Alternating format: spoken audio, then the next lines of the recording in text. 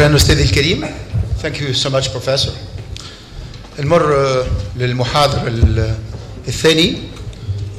المحاضر الثاني مش غريب عليا، مش غريب عليا بالكل، بزهر وبارك الله في المنظمين اللي استدعوني الملتقى هذا، خاطر مكنني باش نقابل زميل دراسة 30 عام التالي. مشيش تظنوا انا كبير ياسر ولا حاجه، ما تظنوش برشا، تقريبا عندنا تقريبا اكثر من 25 عام ما تقابلناش. الدراسه بتاعنا قريناها جميع في كليه طب تونس، وكنا فرد مستشفى جامعي، مستشفى الرابطه اللي كان اسمه إرنست كونساي. دكتور إدريس صديق دراسه، كلمني عنده مده باش يقول لي يا علي اسمع لي شادي، راني je suis très intéressé par l'histoire de la médecine. Le docteur Idriss Cherif est chirurgien. Il a fait ses études à la faculté de médecine de Tunis, puisque nous sommes issus de la même promotion. Il a fait son résidenat en chirurgie, il est devenu chirurgien. Et donc il a plus d'une corde à son arc.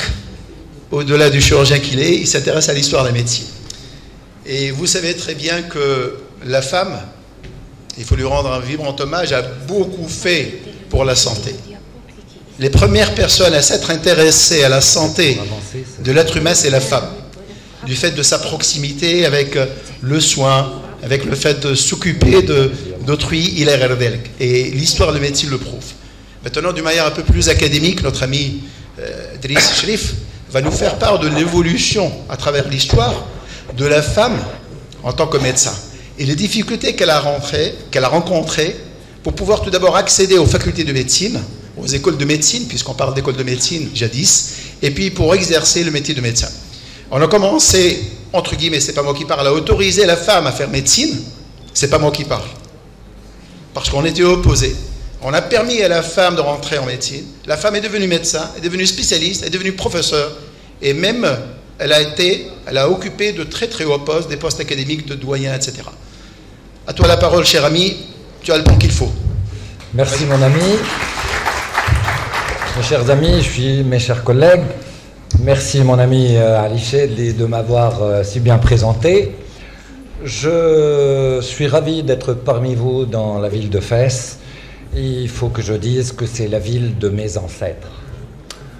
Donc je tiens à remercier les organisateurs de ce colloque, et en particulier monsieur le doyen, le professeur Brahimi, de m'avoir invité ce soir pour vous parler de l'histoire des femmes médecins dans le monde arabo-musulman. Je vais essayer de vous donner un petit aperçu de l'histoire des femmes médecins en Occident, dans un premier temps, et ensuite je vous parlerai des femmes médecins dans le monde arabo-musulman, depuis les pharaons jusqu'à la période prémoderne.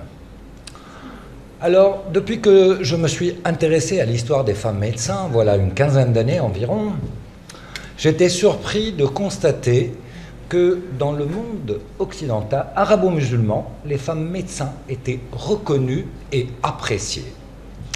Par contre, en Occident, l'histoire des femmes médecins était synonyme d'une exclusion qui va durer pratiquement près de 7 siècles, puisque l'exercice de la médecine était interdit aux femmes, de même que l'accès aux études supérieures en Occident.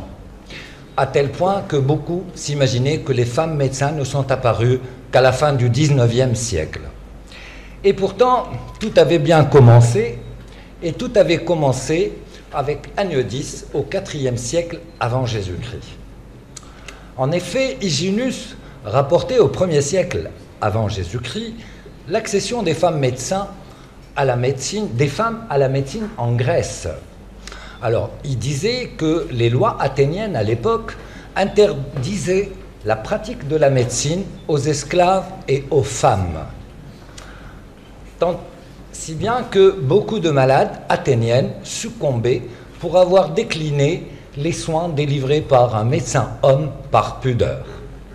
Alors, apitoyée sur leur sort, une jeune fille de la haute société athénienne, Aniodis, encouragée par son père, va se couper les cheveux, va s'habiller en homme pour pouvoir suivre les cours de médecine auprès du célèbre médecin Hérophile. Alors, résultat, le 3 juin 350,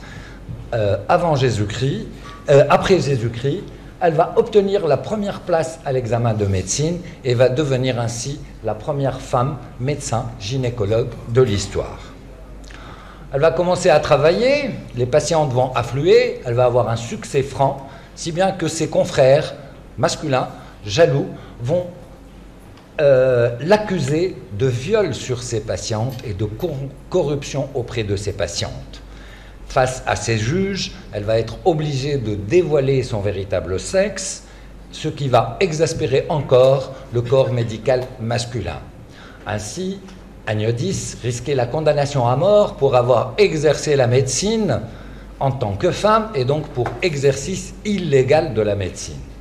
Mais ses patientes vont manifester devant le temple et les juges vont l'acquitter et lui permettre de continuer à exercer la médecine. En fait, dans l'Antiquité, les femmes médecins étaient appréciées. On les appelait les iatromaia ou iatrinées chez les Grecs et les médica ou clinica chez les Romains.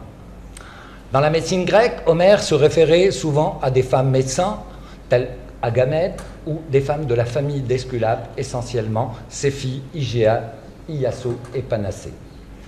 Hippocrate citait aussi Igéa la santé et Panacée les remèdes dans son serment très célèbre. Galien se référait également à un certain nombre de femmes médecins, en particulier une certaine Cléopâtre, à ne pas confondre avec la reine d'Égypte, qui avait rédigé un traité sur l'ornement du corps. Dans la médecine romaine, on connaissait aussi une certaine Aspasie qui avait rédigé un traité sur les soins consécutifs à l'expulsion du fœtus et aux manœuvres de l'accouchement, ainsi que Métrodora qui avait écrit un ouvrage sur les maladies de l'utérus. Mais à partir du Moyen Âge, l'Église va avoir mainmise sur tout ce qui est savoir en Occident et va interdire l'exercice de la médecine aux femmes. Pourtant, au premier temps du christianisme, les femmes n'étaient nullement pourchassées au nom de la religion et le catalogue des saints nous renseignait en effet sur Théodosia, qui avait excellé en chirurgie, Sainte Nisrate à Constantinople, Sainte Irène à Rome et Fabiola, qui a eu le mérite de fonder le premier hôpital en Italie vers l'an 380. Mais les enseignements du Christ vont s'arrêter là et l'Église va interdire l'exercice de la médecine et l'accès à l'université aux femmes, et l'histoire des femmes médecins en Occident sera synonyme d'une exclusion totale et sera donc une histoire clandestine. Mais malgré cet acharnement, quelques femmes sont devenues à cette époque célèbres. On peut citer en Italie Trotula ou Trotta, qui est née à Salerne vers 1050 et qui avait rédigé un traité sur les maladies des femmes avant et après l'accouchement. En Allemagne, Sainte Hildegarde, qui est née vers 1098, qui avait écrit 2 ouvrages de médecine et qui a été honorée en 1979 par la République fédérale d'Allemagne, qui avait émis un timbre en son honneur.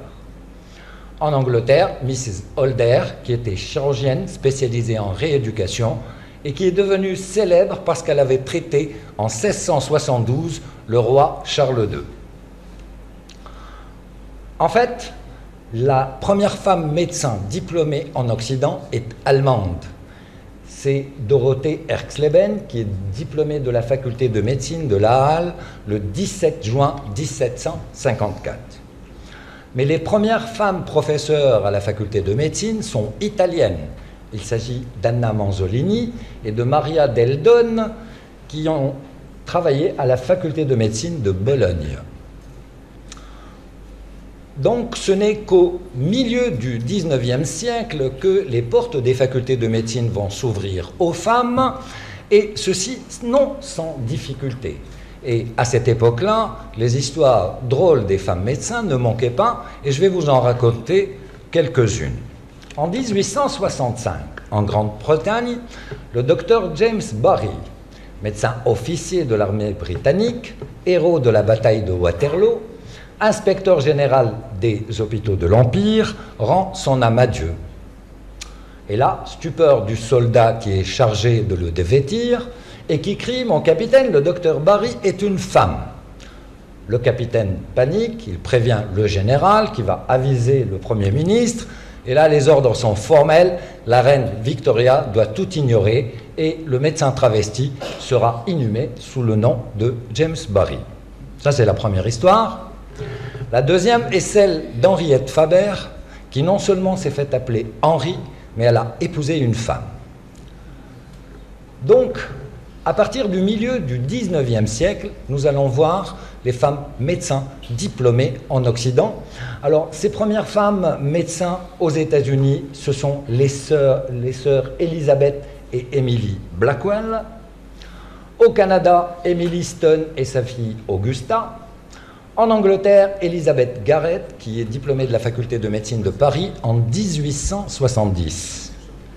En France, la première femme médecin est Madeleine Bress, diplômée de la faculté de Paris en 1875.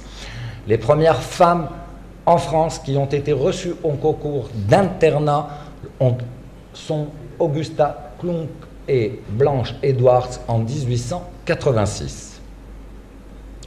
Alors voyons voir ce qui s'est passé dans le monde arabo-musulman.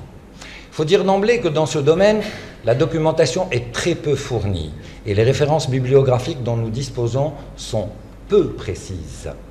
Ainsi, donc, dans ce travail modeste, notre objectif a été de répondre plutôt à un certain nombre de questions qui ont trait à la réalité de l'existence de ce corps de femmes médecins et son importance, à son impact, à la nature de l'impact social et aux conditions d'exercice de ces femmes médecins, ainsi qu'à leur contribution aux méthodes d'enseignement et à l'évolution des sciences médicales. Mais auparavant, trois notions sont importantes à définir. D'abord, la délimitation géographique du monde arabo-musulman. Ce territoire s'étend de l'océan Atlantique à l'ouest jusqu'aux limites de l'Inde à l'est et inclut donc l'Andalousie. Deuxièmement, la dénomination, puisque dès l'apparition de l'islam,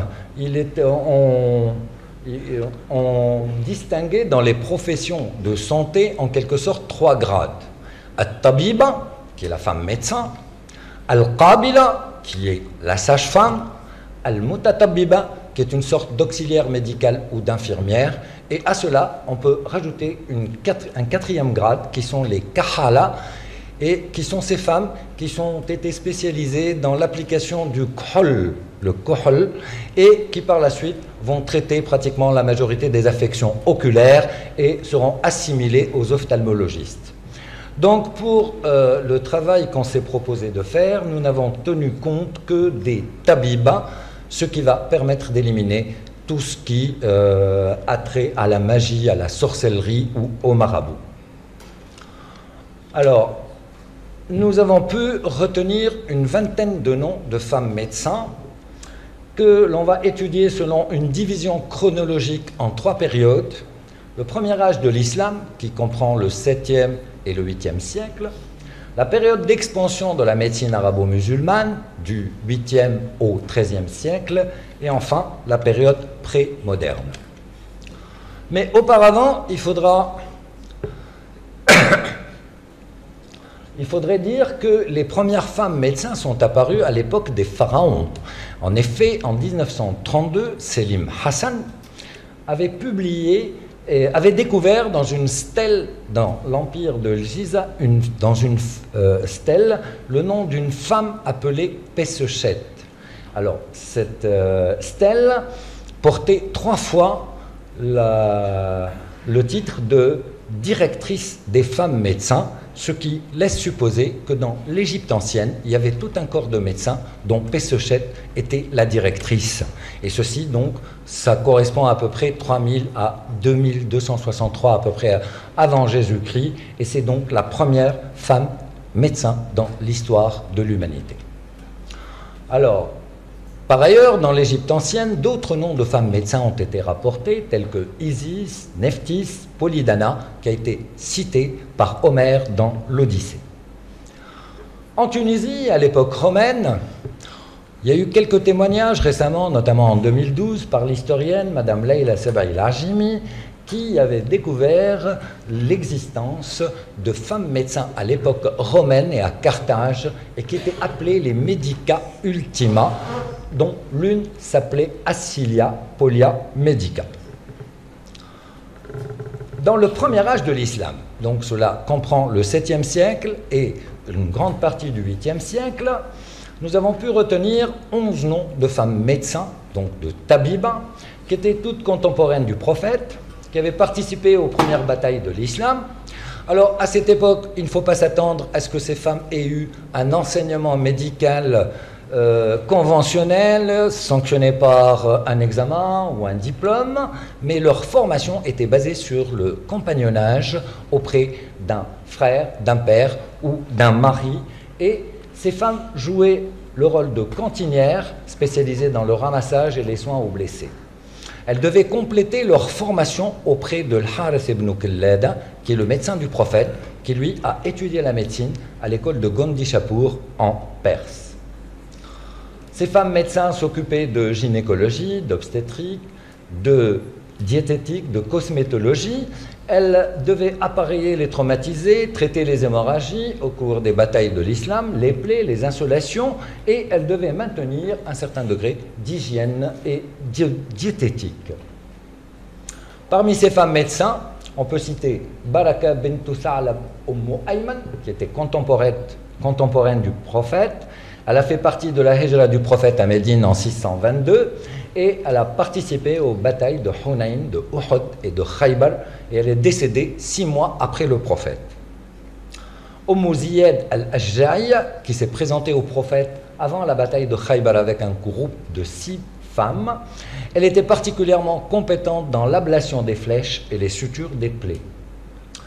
Humna bint Jahish, qui a émigré à Médine avec le prophète, elle a soigné les blessés de la bataille de Uhud et de Khaybar. Arubiya bint Munawwat al-Awsariya, qui a participé aux premières campagnes musulmanes et qui a rapporté plusieurs hadiths et qui est décédée 45 ans après le prophète. Su'ada bint Misrih, médecin et accoucheuse très réputée. Elle a été l'accoucheuse de Sayyida Fatma, la fille du prophète. Zainab de Bani Aoud, médecin, Kahala, très célèbre, dont la notoriété a de loin dépassé les limites de l'Arabie. Elle est réputée pour traiter pratiquement toutes les maladies de l'œil et elle a été citée par Ibn Abi Usaybi'a et par Abu al-Faraj al-Asfahani. Rufayda al-Islamiyya, qui avait exercé dans une tente tout près de la mosquée du prophète à Médine, appelée la tente de Rufayda. Sinan al-Islamiyya, Mu'adha al-Ghafariya, Shifa bint Abdallah al-Qurashiyya, toutes contemporaines du prophète qui ont exercé à Médine ou à Makkah. À la période d'expansion de la médecine arabe, qui s'étale donc de la fin du 8e siècle jusqu'au 13e siècle, l'exercice de la médecine était différent dans les campagnes et dans les villes, parce que dans les campagnes, on va retrouver une médecine traditionnelle avec ses ingrédients maraboutiques, et dans les villes, on va assister à une adaptation graduelle de l'activité médicale féminine.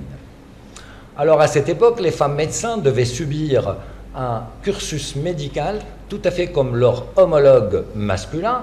Elles devaient avoir une formation théorique basée sur la lecture d'un certain nombre d'ouvrages médicaux et faire des stages hospitaliers dans les centres hospitaliers appelés les bimaristan, puis passer un examen pour obtenir une attestation appelée al-ijaza, qui est l'équivalent du diplôme de docteur en médecine, et cette attestation a été instaurée par le calife abbasside al-Muqtadir en 931, ce qui représente une première mondiale.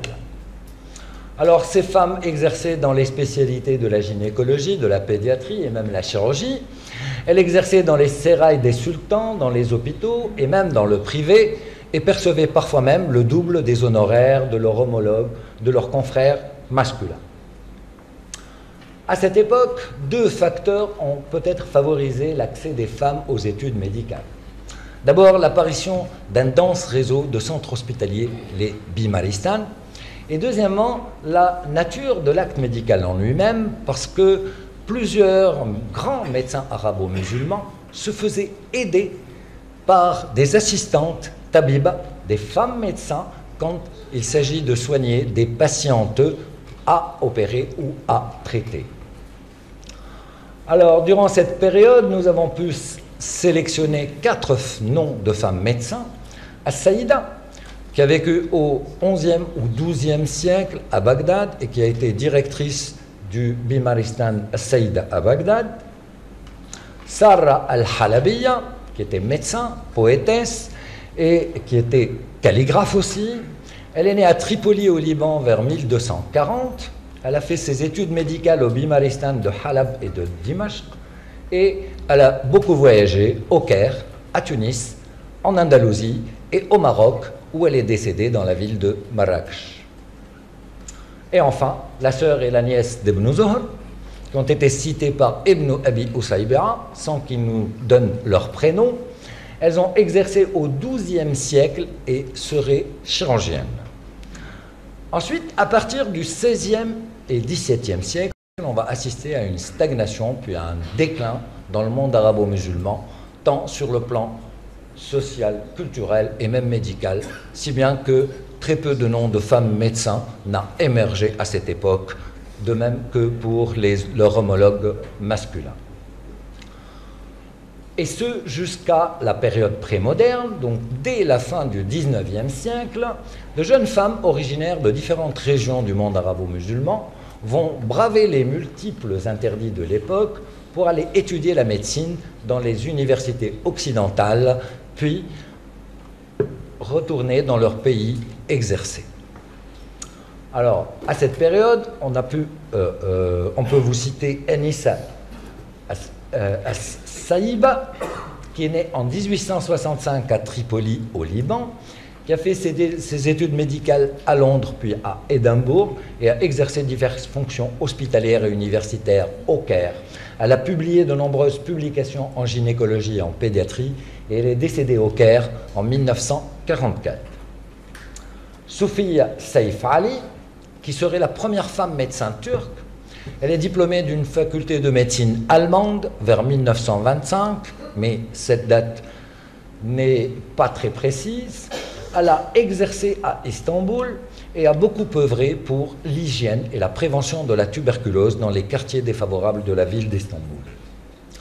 Salma Al-Qasatli, née en 1870 à Damas, elle a étudié la médecine en France puis au Caire et a publié plusieurs ouvrages portant sur l'hygiène, la gynécologie et la pédiatrie, et elle est décédée au Caire en 1917. Alors, en Afrique du Nord, je vais essayer de vous donner le nom des premières femmes médecins dans le Maghreb, en commençant par le Maroc. Alors, d'après ce que j'ai pu avoir et d'après mes petites recherches, la première femme médecin marocaine serait Madame Khadija Khbeili, qui a ouvert un cabinet de médecine générale en 1953 à Marrakech, dans le quartier de la Medina Rmila. Elle a exercé jusqu'en 2005 dans ce cabinet en tant que médecin généraliste, porté sur la gynécologie, et elle est devenue l'accoucheuse de la ville Ocre et aurait fait un peu plus de 200 accouchements dans son cabinet ou à domicile. À l'âge de 82 ans, en 2005, elle s'installe chez elle, au Douar Sidi Daou, au Tarka. Et un hommage lui a été rendu le 11 mars 2006 par l'association Vie de Femmes et la ville de Marrakech à l'occasion de la célébration de la Journée mondiale de la femme. En Algérie, la première femme médecin est Madame Algia Noureddine Ben Alleg, née le 28 mai 1919 en Kabylie. Elle est diplômée de la faculté de médecine d'Alger en 1946. Elle est reçue au concours d'internat des hôpitaux d'Alger en 1942 et devient professeure agrégée de pédiatrie en 1963.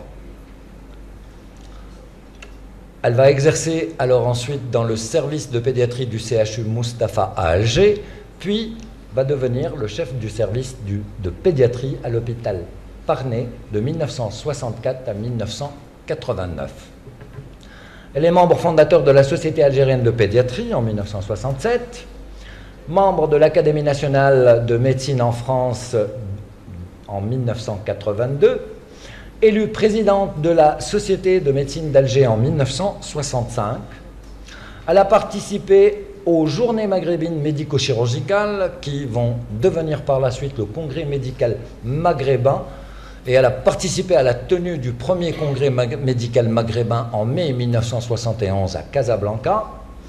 Elle a participé aussi à la création en 1981 des Journées maghrébines de pédiatrie qui vont devenir Congrès maghrébin de pédiatrie. Elle part à la retraite en 1989 et elle a fait paraître un ouvrage autobiographique intitulé Le devoir d'espérance en juin 2010. En Tunisie, je vais vous parler de deux femmes médecins. D'abord, Madame Tawhida Benchir, qui est la première femme médecin tunisienne, née le 2 janvier 1909 à Tunis. Elle est originaire d'une famille de Ras Jbal dans le gouvernorat de Bizerte. Elle a fait ses études primaires et secondaires à Tunis et a eu son bac en 1928. C'est la première bachelière tunisienne. En 1929, elle part à Paris, encouragée par le docteur Étienne Burnet, qui était directeur de l'Institut Pasteur de Tunis après la mort de Charles Nicolle. Elle part donc avec sa femme à Paris pour entamer ses études supérieures et 3 ans après, elle est reçue à l'examen au concours de physique, chimie et biologie qui lui permet l'accès à la faculté de médecine de Paris. Elle soutient sa thèse en 1936 intitulée « Contribution à l'étude du myxœdème chez le nourrisson » et devient donc la première femme tunisienne diplômée de la faculté de médecine de Paris, mais aussi la première femme médecin dans le monde arabo-musulman. Elle retourne en Tunisie et s'inscrit au tableau de l'ordre des médecins de Tunisie sous le numéro 31, donc elle fait partie des 100 premiers médecins tunisiens. Puis elle va s'installer en tant que médecin de libre pratique dans un cabinet au 42 rue Bebnet à Tunis. Ensuite, elle va devenir chef du service de gynécologie de l'hôpital Charles Nicolle à Tunis en 1955, puis de l'hôpital Aziz Othman à Tunis en 1964. Et ce jusqu'à son départ à la retraite en 1977. Madame Tawhida Benchir est aussi la première femme médecin à siéger au Conseil national de l'Ordre des médecins de Tunisie en 1959. Elle a beaucoup œuvré pour le lancement du planning familial en Tunisie, puisqu'elle a créé le premier service de planning familial à l'hôpital Charles Nicolle en 1963 et la première clinique de planning familial en Tunisie en 1970 à Tunis à Montfleury. Elle n'est autre que la nièce de Sitar Ben Ammar, qui a entamé les négociations de l'indépendance de la Tunisie avec la France et qui a signé le 20 mars 1956 le protocole d'indépendance de la Tunisie avec la France. Elle est décédée le 6 décembre 2010 à Tunis. Et après son décès, la mairie de Paris lui a rendu hommage en donnant son nom à un centre municipal dans la ville de Montreuil qui a ouvert ses portes le 21 mars 2011 sur une proposition de Madame Dominique Voynet. En Tunisie, il faudra souligner l'initiative d'un médecin privé, le docteur Safi Abouzid, qui a créé en février 2012 l'association Tawhida Benchir pour l'aide médicale, une association de bienfaisance. L'État tunisien, quant à lui, a émis un timbre-poste en l'honneur de Madame Tawhida Benchir en octobre 2010. Alors la deuxième femme médecin dont je vais vous parler, tunisienne, est Madame Souad Yacoub El-Wahshi. Pourquoi? Parce que c'est la première femme médecin doyen d'une faculté de médecine dans le monde. Elle a été doyen de la faculté de médecine de Sousse de 1974 à 1983. Elle est née le 9 octobre 1938 à Amseken, diplômée de la faculté de médecine de Marseille en 1967. Elle est la première professeure agrégée de médecine en Tunisie, puisqu'elle a eu son agrégation en neurophysiologie en 1973, et puis elle a été nommée ministre de la Santé publique en Tunisie de 1984 à 1988.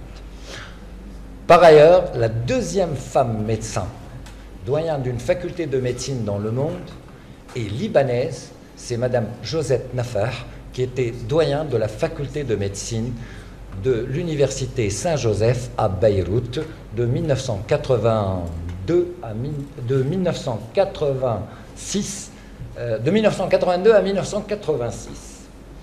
Voilà, il se fait déjà tard, on est tous fatigués.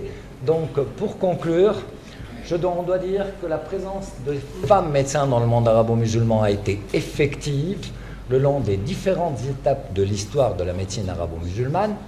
Leur nombre, leur importance ou leur pourcentage par rapport à leur homologue masculin est difficile à évoluer, mais leur existence revêt toujours une haute signification de tolérance et d'ouverture. Je vous remercie pour votre attention.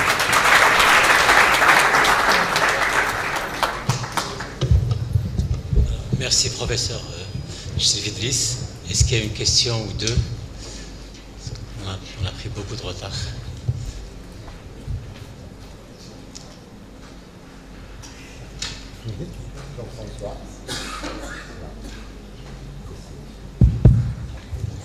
Non, mais je voulais simplement dire à Mme Idriss Chérif que j'ai trouvé son exposé d'une clarté extrême, comme d'habitude, et très original, parce qu'en définitive, il nous a brossé un tableau à la fois très vivant et très systématique sur un sujet que personne ne connaît pratiquement et qu'il est l'un des seuls à maîtriser complètement. Alors, bravo, cher ami, bravo. Merci Jean-François, mais moi le message que je voulais transmettre surtout aux jeunes, c'est que c'est vrai que c'est un domaine qu'on ne connaît pas très bien. Au Maroc, moi j'ai eu des difficultés pour savoir, et d'ailleurs je ne suis pas sûr si le nom que je vous ai cité correspond au nom de la première femme médecin marocaine, mais je vous garantis que je n'ai pas trouvé beaucoup d'archives là-dessus, je n'ai pas trouvé beaucoup de bibliographie. En Tunisie, il m'a fallu pour avoir la biographie de Mme Souad Yarkoubi El-Wahchi. Donc pour l'histoire, j'ai été même à la faculté de médecine de Sousse, demander la biographie de Mme Souad Yarkoubi El-Wahchi. Je n'ai pas pu la voir. Donc tout ceci, c'est pour inciter les jeunes, pour qu'on ait un peu plus de thèse, un peu plus de recherche dans ce domaine-là, qui est quand même important pour vous les femmes, mais aussi pour nous les hommes. Voilà.